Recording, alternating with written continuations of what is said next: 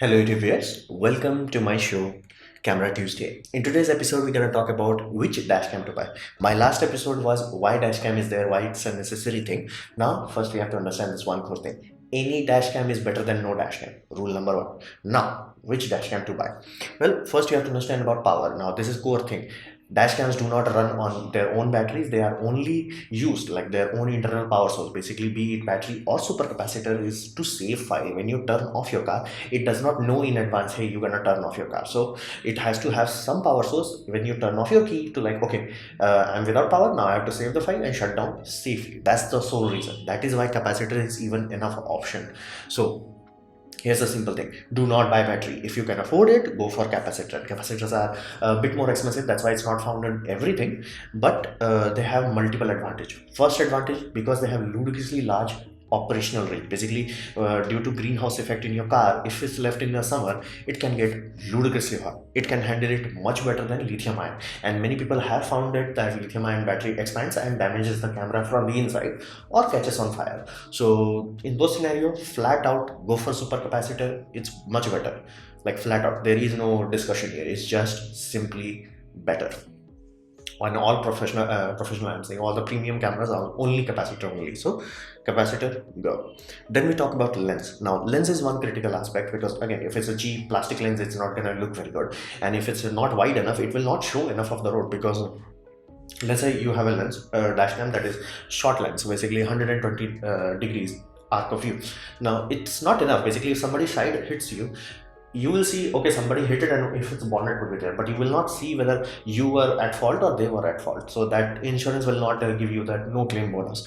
But if let's say you have 150-degree, which they call 4-lane or 6-lane camera, which is 170-degree, then you can be definitely sure, if you are driving normally and somebody hit you from the side, that will be clearly shown, hey, you are doing your job, you drive as you were supposed to, and somebody hit from side, boom, and you will get your no claim insurance. So wider is better. However, there is two core side effect of that. Because it's wider, it's capturing more, the resolution goes down. Because again, think of it this way: each pixel on your sensor has to record much larger area, so it will look low, quote unquote low resolution, and the speed of your vehicle will not look very original, so to say. Because the moment you start to go around 140, 150, it's like it's not normal, not for our human eye. So your video will look very relaxed, very wide kind of thing, especially for the lenses that have what we call field correction. Basically, they will remove the fisheye effect on the lens itself. So it's awesome.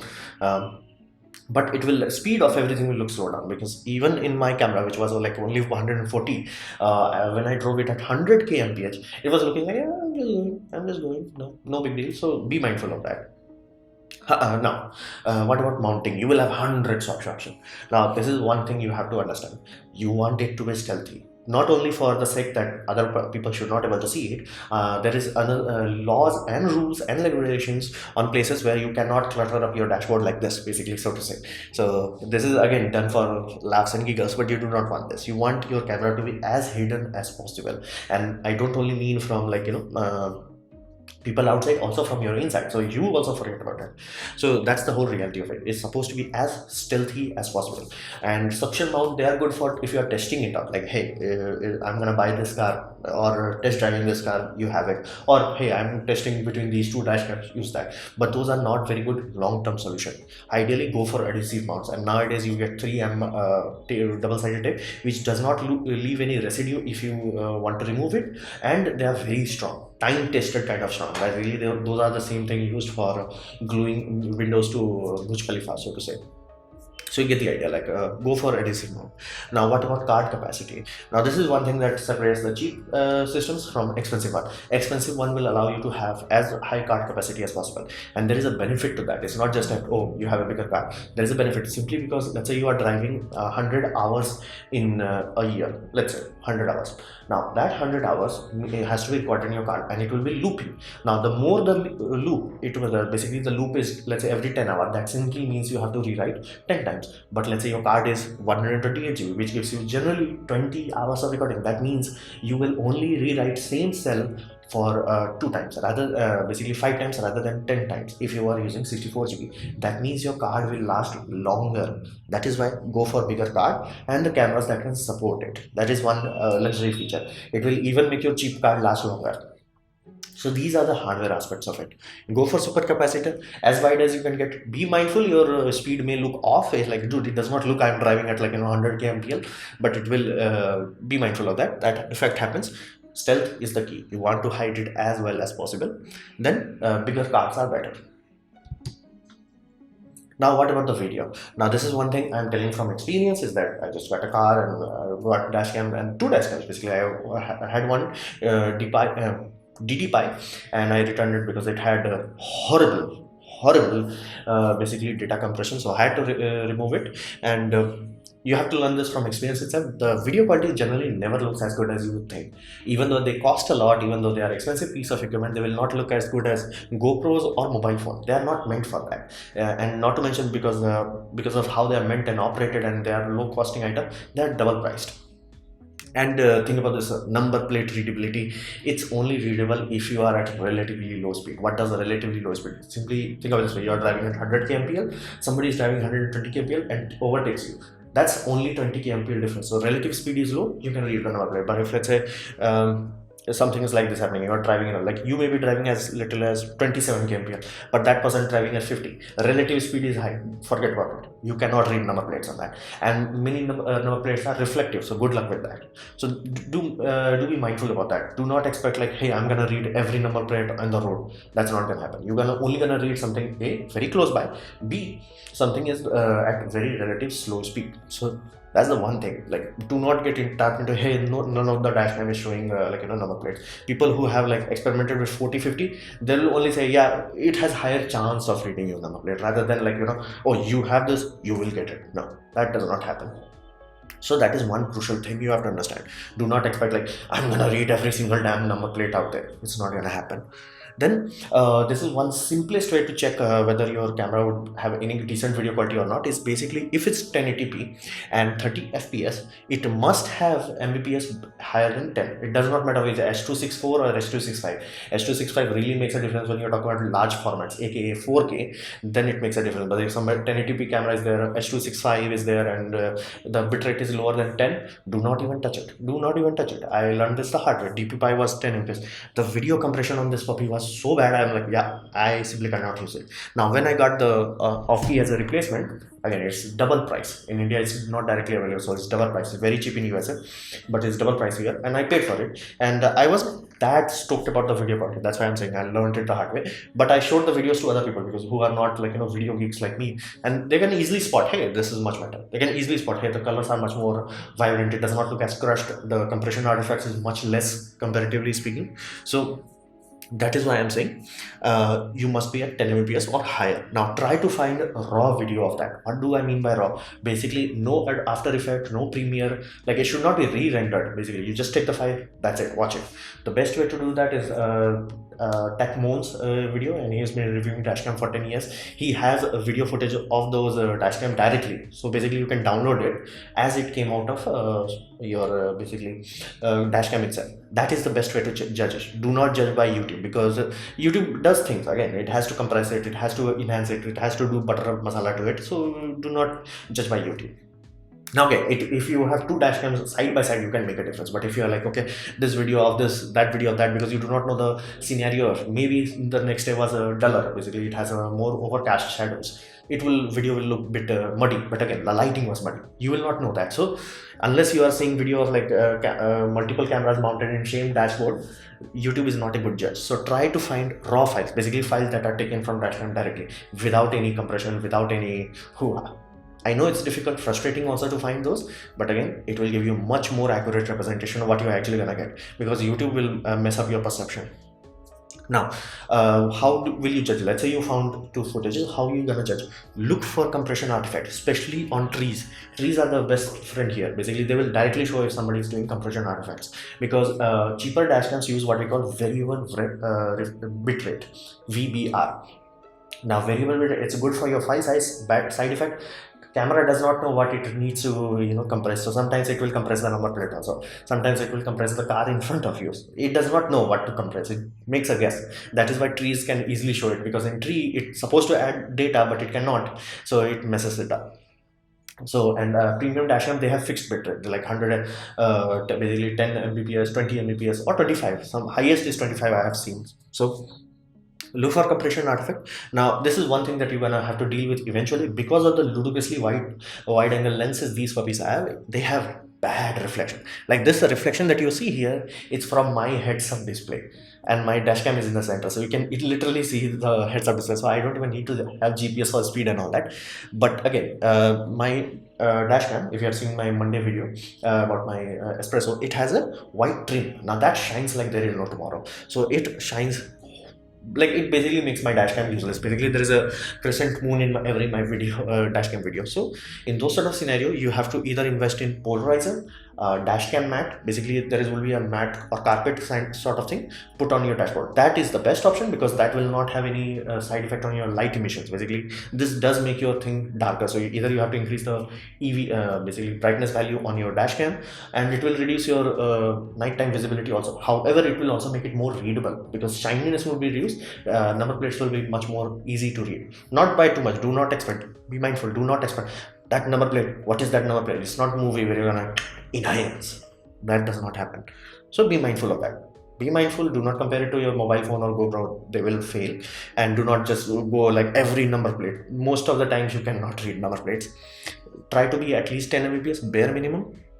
Try to find raw files to judge. These are the best tools you're gonna get.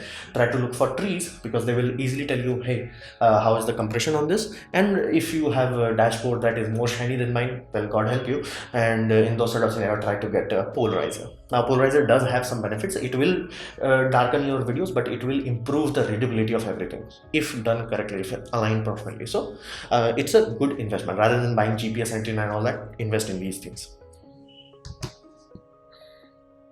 So what about extra bells and whistles about? We talked about video. What about the extra bells and whistles that are now being sold? Well, Wi-Fi is a convenience.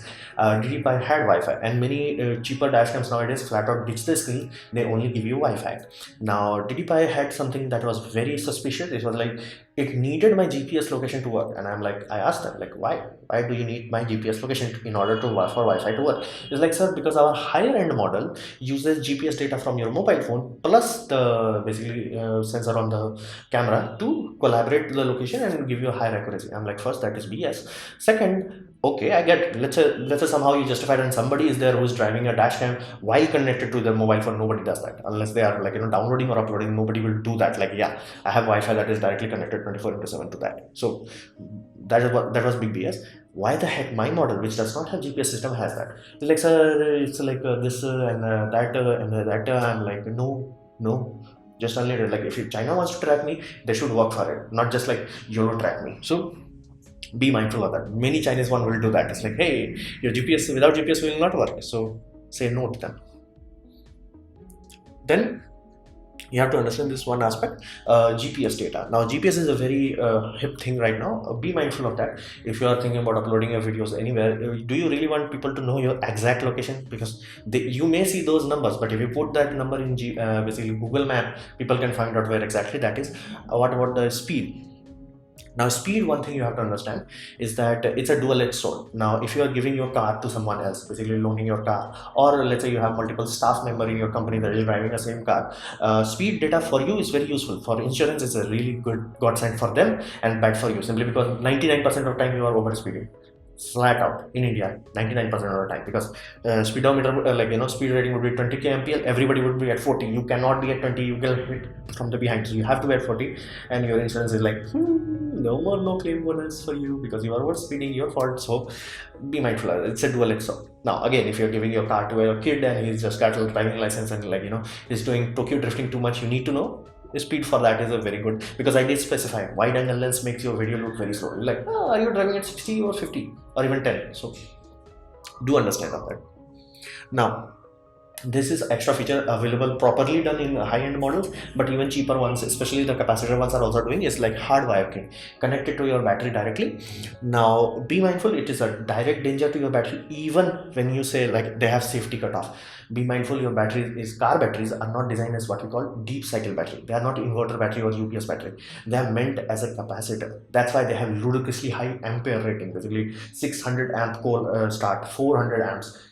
So even if you drain a little bit, just by like a 5 watts or 10 watt, continuously drain it, you seriously put into a risk where you can drop the surface charge enough that your car will not start. And modern cars have very small batteries. Like older ones like used to have overbuilt batteries, because that time it was not that reliable, so they had over batteries. On those car, if you have car that is built in 1970, go YOLO, those batteries are like overbuilt. So but you get the idea. The modern ones is the margin of charge you have is very thin, so do not put load on that. Now if you really want to do parking and your car is expensive enough that you are willing to spend enough, get something like this.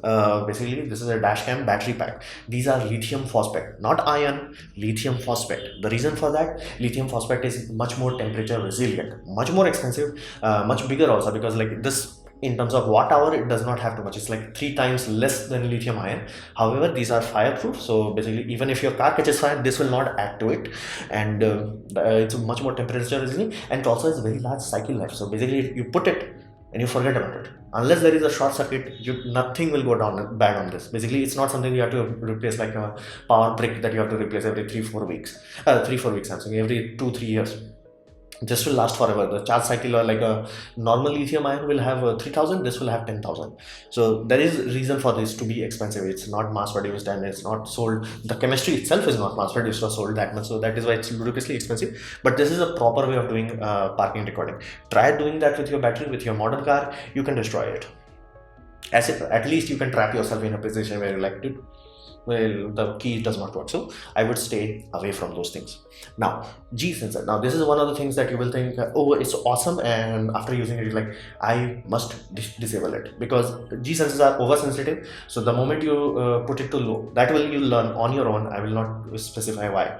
You will learn that you have to turn it either off or low. Now in low scenarios, problem is that if you accelerate hard, it will detect it. If you hit a pothole, depending on India, it could be really bad, it will detect it. Now problem with that is your card must have files that it can delete. Whenever G sensor detects something, it locks that file, so it cannot rewrite those. So let's say your card was like capable of 12-hour recording, now, and it will delete that. Now you were driving bad roads, like 3 to 4 hours of video files are now undeletable by the camera, because camera thinks those are event files.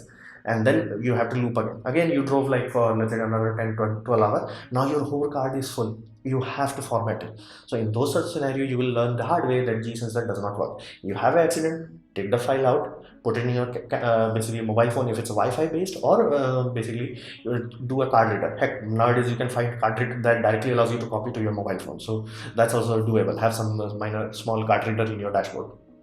So do those things rather than relying on G sensor, and disable the G sensor. Trust me, you will be thankful of that. However, there are certain dashcams which have a remote button, which I love it. But now touching the dashcam, again, if you saw something interesting and driving safely, you can do like this. Be my guest, that's up to you. And all dashcams allow you to do that. But there are certain dashcams that have remote, some even wireless remote. Those are awesome. Because like let's say for my case, I saw BMW in my small hometown. I'm like, I needed a button there where you can do something, basically lock that file. I would love that, but very few dashcams have that. So these are the extras that we are talking about. Now okay, now I have made you all confused and convoluted. So let's start with starter option. The bare minimum, the bare basic that you have to do. Blueskysea B1W, it's available in India, so that is why I'm recommending it. And it has the one side effect, it does not go to 128 GB, but it does go to 64. Some are 32 now, it is in 2020. So 64 is good. Now please always use high quality endurance card in your dashcam, simply because if you use normal micro SD card, even though you had good results like getting a refund or I'm saying replaced your micro SD card, it will not happen the moment you put your micro SD card in your dashcam. Flat out read the fine print. All card manufacturer, be it Samsung, be it SanDisk, flat out provides warranty the moment you put it in dashcam. So for dashcam you have to buy high endurance one. These does not mean like they will never fail, it's just the likelihood of that. Let's say you bought 10 of them, likelihood of endurance one will fail would be much lower. If you don't buy normal one, the card will become a consumable that basically every few months you have to replace. So go with this. Now a Samsung one was the best, but they are very expensive. SanDisk is the second best, and it's like half the price. So it's still double price than normal micro SD card, but half price compared to Samsung one. So basically, this has a very good system. Wi-Fi app is like meh at best, but does not require any GPS location.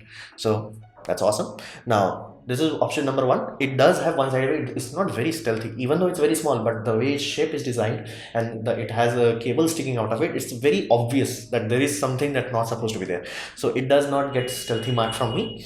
However, the second option, much more expensive in at least in India, is Aoki DRO2, but it has 128 GB, but does not have Wi-Fi. But it is very stealthy. Like I have put this basically on in my car. Basically, DRO2 model, and you can find a lot of video about this. Like it is surprisingly popular. So it does have its quirks. Basically, it will not yell at you if your card fails. This will keep yelling at you. So that's awesome. And it is a kind of cruddy scenario, and that is the reason you want high endurance car. The likelihood of that happening should be lower.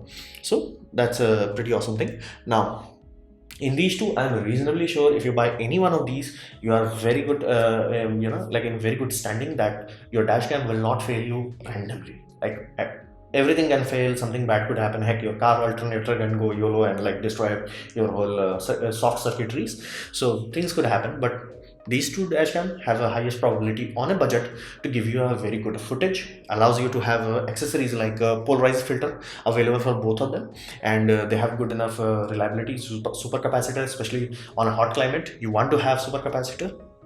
You really don't want to find out what happens if you have a lithium ion that catches on fire. So these are very good starter option. So this was my presentation on which dashcam to buy. I hope you liked it, learned from it. In that case, please click the like button and share it amongst your friends. That will help me a lot. If you didn't like it, didn't enjoy it, I'd urge you to press dislike, press it twice to show me your disappointment. Please leave a comment because I reply to all of them. Subscribe, press the bell icon if you're free, and as always, thanks for watching.